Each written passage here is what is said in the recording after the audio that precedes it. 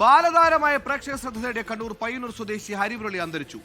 അന്നൂരിലെ വീട്ടിൽ നിന്ന് രാവിലെ മരിച്ച നിലയിൽ കണ്ടെത്തുകയായിരുന്നു. രസികൻ എന്ന സിനിമയിലൂടെയായിരുന്നു ചലച്ചിത്ര രംഗത്തെ തുടക്കം.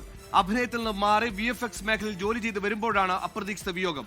മാനസിക രോഗത്തിന് ചികിത്സയിലായിരുന്നു ഹരി. അസ്വാഭാവിക മരണത്തിന് പോലീസ് കേസെടുത്ത് സംഭവിച്ചെന്തെന്നറിയാൻ അന്വേഷണം തുടങ്ങിയിരുന്നു.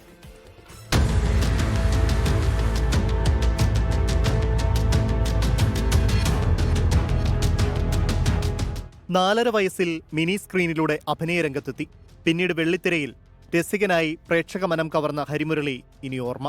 ഇന്ന് രാവിലെ പയ്യന്നൂർ അന്നൂരിലെ വീട്ടിലെ മുറിയിലാണ് ഹരിയെ മരിച്ച നിലയിൽ കണ്ടെത്തിയത്.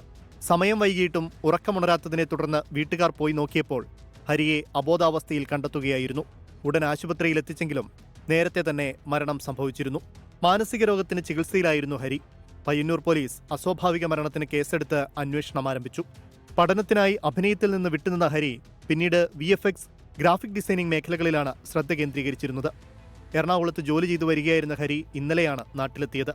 സിനിമയുടെ പിന്നണിയിൽ സജീവമാകാൻ ഒരുങ്ങുന്നതിനിടെയാണ് ഈ വിയോഗം. രസികന് പുറമെ അണ്ണൻ തമ്പി, മാടമ്പി തുടങ്ങി 15ഓളം സിനിമകളിൽ ഹരിമുരളി അഭിനയിച്ചിട്ടുണ്ട്.